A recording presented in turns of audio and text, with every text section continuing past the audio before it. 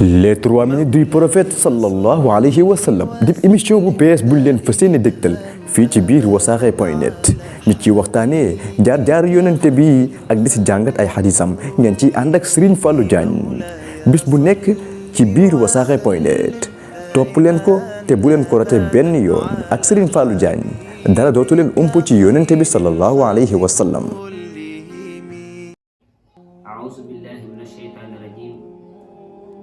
bismillahi rahmani rahim alhamdulillahi wassalatu wassalamu ala ashrafil anbiya'i wal mursalin sayyidina muhammad alayhi salatu wassalam wa ala alihi wa sahbihi wa sallama tasliman. mbokk yi assalaamu aleykum wa rahmatullahi taala wa barakatuhu. ñu leen nuyu bu baax di leen ziyaara di leen ndokkeel. tey nag ñu nar a ànd ak yéen ci tomb boo xamante ne si tomb bu am importance la waaye ci émission bi nga xamante ne si dañ ko tubbee 3 minutes du prophète Muhammad alayhi salaatu wassalaam ci site bii di wasaare.net. tey nag ñu war a waxtaanee tomb boo xamante ne si tomb bu am solo la waaye yitteel la mu nekk xaqu zawjatu ala zawjiha, mooy àq bi nga xamante ne si soxna am na ko si borom këram. dana secret suñu borom di wax si alquran ne ar-rijaalu qawwaamuuna ala nisaa, kon góor ñi ñooy kilifa yi, jigéen ñi ñoo leen di taxaw. loolu rek doy na sëkk. waaye émission bi dañ ko tuddee 3 minutes du prophète nga xamante ne si njàngale Yonent bi sallallahu alayhi wa sallam lañ ci waxtaanee. buñ demee ci Abi Hurayra mi ngi nettali ci benn xadis ne isaa daa rajulun imraatuhu ila firaasihi falam tatihi fa baata gadbaana alayha laanatha almalaaikatu xatta tusbix. Abi Hurayra ne Yonent bi sallallahu alayhi wa sallam wax na ne borom kër su woowee soxnaam ci kaw lalam mu bañ, borom kër bu fekkee ne daa fanaanee meroo loolu guddi googu yëpp moom soxna si malaaka yi dañ koy rëbb ba nga xamante ne si day xëy. mu nekk xadis boo xamante ne si xadis bu wér la, nekk muttafaqu alayhi.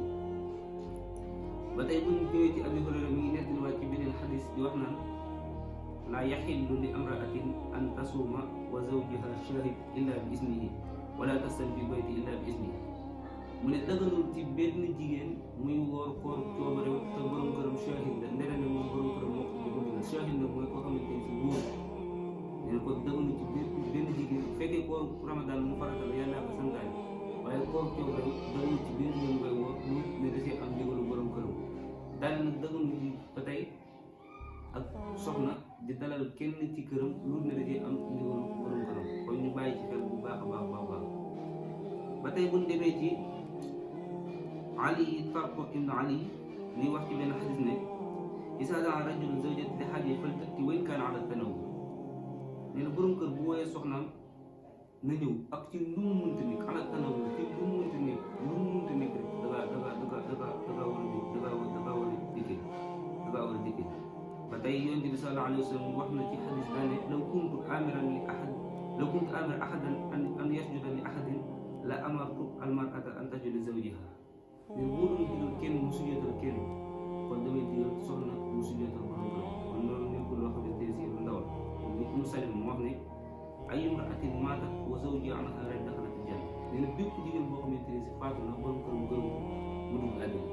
mu nekk xadis boo xamante ne si Tirmisi moo ko nettali, xadis boo xamante ne si xadis bu wér la, Tirmisi moo ko nettali. nee na bépp jigéen boo xamante ne si faatu na borom këram gërëm ko mu dugg àjjana. kon loolu nekk na loo xam ne nekkul lu ndaw.